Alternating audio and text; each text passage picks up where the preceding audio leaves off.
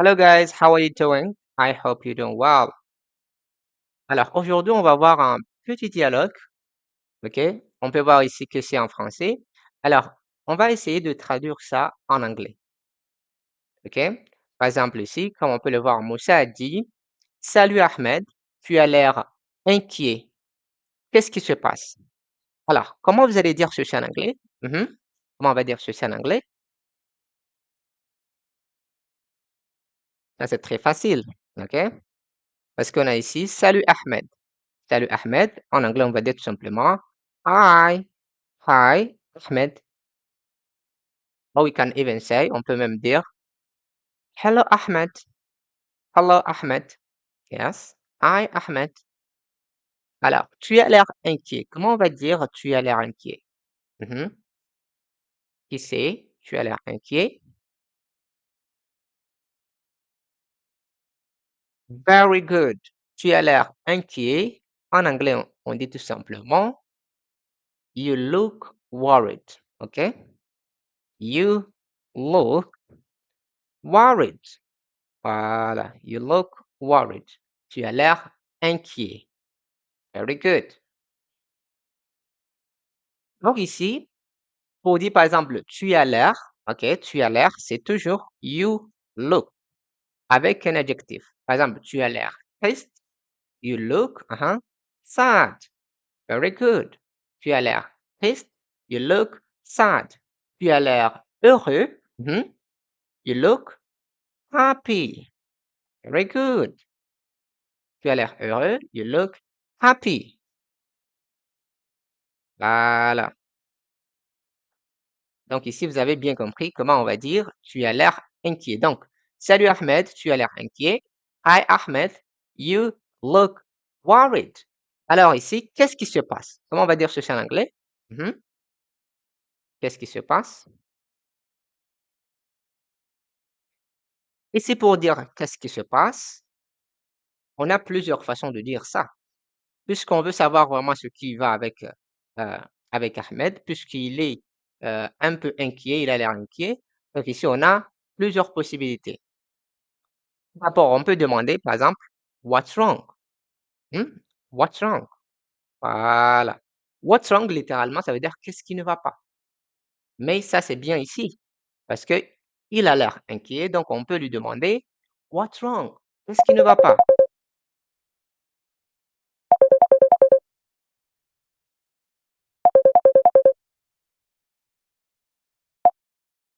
Donc, What's wrong? What's wrong, c'est qu'est-ce qui ne va pas? Ou bien même, on peut même dire qu'est-ce qui se passe? What's wrong? On n'est pas obligé de traduire qu'est-ce qui se passe littéralement. OK?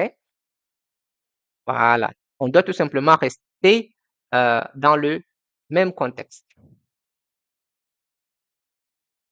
Donc ici, on peut même dire aussi, What is the problem? What's the problem? C'est quoi le souci? What's the problem? Hi Ahmed, you look worried. What's wrong? What's the problem? C'est quoi le souci? Voilà. Ou bien on peut même dire ça littéralement, ce qui, en anglais, pour dire qu'est-ce qui se passe littéralement, on dit What's happening? What's happening? Qu'est-ce qui se passe? What is happening? What's happening? OK? Mais ça, ce n'est pas vraiment très naturel dans ce contexte ici. Donc, dans ce contexte, ce qui est naturel, c'est What's wrong? What's the problem? OK? Qu'est-ce qui ne va pas? OK? Pourquoi tu es inquiet comme ça? Why are you worried like that? OK? Very good. Donc, ici, j'espère que vous avez bien compris ici. Salut Ahmed, tu as l'air inquiet. Déjà, vous savez comment on va dire tu as l'air. Donc, on a dit que tu as l'air, on dit tout simplement you look. Tu as l'air inquiet, you look worried. Tu as l'air triste, you look sad. Tu as l'air heureux, you look happy. Voilà. This is easy. Alors maintenant, on va voir ce que Ahmed va répondre. OK? Donc ici, qu'est-ce que Ahmed a répondu? Il a dit, Salut Moussa, j'ai perdu mon téléphone. Alors, comment on va dire ceci en anglais? Mhm. Ça, c'est très facile, non? Ça, c'est très facile. Salut Moussa, j'ai perdu mon téléphone. Donc, salut Moussa. On va dire simplement hi, hi Moussa. Voilà. Alors, comment on va dire j'ai perdu mon téléphone? Hmm? This is very easy. Tout d'abord, le verbe perdre en anglais est to lose. OK? Le verbe perdre en anglais est to lose. Donc, ça, c'est un verbe irrégulier. Dès que au passé, puisqu'on voit que j'ai perdu, c'est au passé. Donc, le passé, on ne va pas ajouter ed tout simplement comme ça. Non, non, non. Ça, c'est un verbe irrégulier. Donc, le passé ou bien le prétérit, là, on doit l'apprendre par cœur. Et ça, c'est lost. Voilà, c'est le passé ou bien le prétérit du verbe perdre. OK? Donc ici, pour dire j'ai perdu, on va dire tout simplement, c'est le sujet I plus, plus quoi? Plus le passé. I lost. Voilà. I lost. Mhm. J'ai perdu. Et là, mon téléphone. Mon téléphone ici, on va dire tout simplement my phone. Voilà.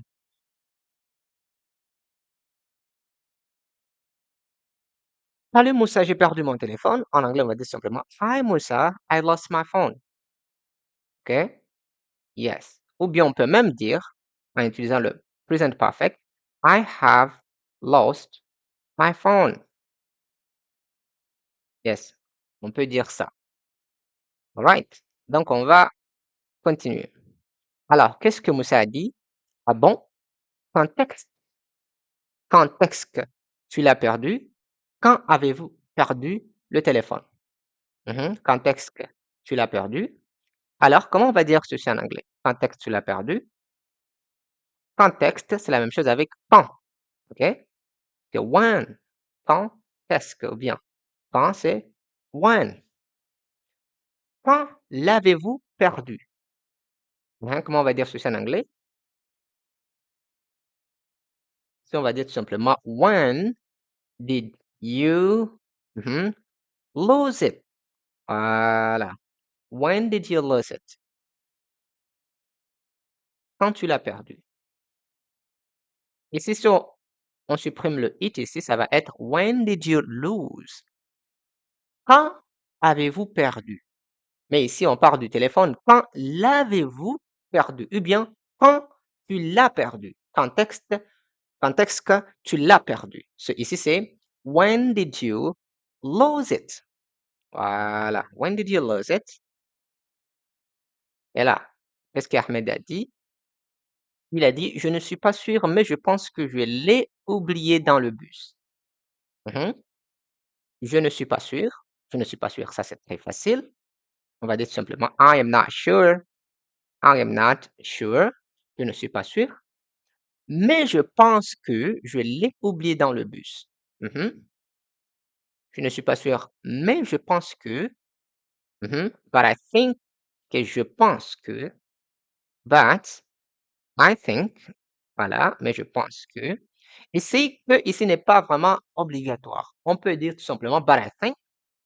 Puis on peut utiliser le que ici en anglais, that. But I think that. Je pense que. En français, le que ici, je pense que ça c'est obligatoire, mais en anglais n'est pas obligatoire. On peut le mettre ici, but I think that, ou bien on peut même le supprimer sans souci. But I think, je l'ai oublié. Comment on va dire ceci en anglais? Je l'ai oublié. But I think, I forgot it. Faut savoir que le verbe oublier, ça c'est un verbe irrégulier aussi. To forget, ok? To forget, ça c'est un verbe irrégulier. Et là, le passé c'est forgot. Ok? Donc ici, je pense que je l'ai oublié. I think I forgot it. Voilà. Et là aussi, dans le bus. Dans le bus, en anglais, on dit simplement on the bus. On the bus. Very good. Donc ici, en tout, not sure, je ne suis pas sûr. I am not sure. Mais je pense que, but I think, je l'ai oublié dans le bus. I forgot it on the bus. Alors, normalement, normalement, pour dire dans en anglais, on dit in. Alors, pourquoi ici, dans le bus, on a dit on the bus? C'est tout simplement parce que en anglais, si vous pouvez vous déplacer dans la voiture, là où vous êtes, donc ici, on va utiliser on. Par exemple, ici, dans le bus ici, on peut se déplacer, on peut marcher un peu. Donc ici, on va utiliser on si vous pouvez vous déplacer. Par exemple, dans le train aussi, on peut se déplacer à l'intérieur. Donc ici, on va dire on the train. OK, dans le train. Euh, l'avion aussi, on peut se déplacer dans l'avion. Donc ici, on va dire aussi on the plane. On the plane. Mais dans un petit taxi ici, on ne peut pas se déplacer dans la voiture vraiment. Ici, on ne va pas utiliser on the taxi. On ne va pas dire ça, on the taxi, puisqu'on ne peut pas se déplacer ici. Donc ici, on va utiliser in the taxi, or in the car. Donc là, j'espère que vous avez bien compris. All right. OK. Donc, on va continuer. All right. Alors, Moussa a demandé, comment tu t'en es rendu compte? C'est-à-dire que ici, comment tu as su que vous avez oublié votre téléphone? OK. Alors, comment on va dire ceci en anglais? D'abord, pour dire comment, on va dire how. Alors, ici, vous n'êtes pas vraiment obligé d'essayer de traduire comment tu t'en es rendu compte, se rendre compte ici. Vous pouvez tout simplement rester dans le contexte, puisque nous savons déjà la signification de comment tu t'en es rendu compte. C'est-à-dire comment tu as su. Donc ici, on peut même dire how did you know? How did you know? Comment tu as su? How did you know about that? Comment tu as su? Voilà. How did you know? Comment tu as su? Mais pour dire directement comment tu t'en es rendu compte, ici, le verbe se rendre compte, OK, se rendre compte en anglais est to realize. To realize. OK? Donc, pour dire comment tu t'en es rendu compte, on va dire comment? Qui peut essayer? On va dire tout simplement, how did you realize? Donc, comment vous avez euh, su que vous avez oublié votre téléphone? How did you realize that you forgot your phone? How did you realize? OK? Comment tu t'en es rendu compte? Alors, on va continuer. Donc ici, qu'est-ce que Ahmed a dit? Ahmed a dit tout simplement, quand je suis descendu du bus, j'ai voulu regarder l'heure sur mon téléphone. J'ai mis la main dans ma poche, mais il n'était pas là. Ici, on parle du téléphone. Comment on va dire ceci en anglais? Alors, maintenant, c'est à votre tour. On va voir si vous pouvez traduire ça en anglais. Dites-moi en commentaire et là, demain, on va voir la suite, OK? Donc ici, c'est quand je suis descendu du bus, j'ai voulu regarder l'heure sur mon téléphone. J'ai mis la main dans ma poche, mais il n'était pas là. Voilà. How are you going to say this in English? Tell me in the comment section how you're going to say this in English. Alors, dites-moi en commentaire comment vous allez dire ceci en anglais.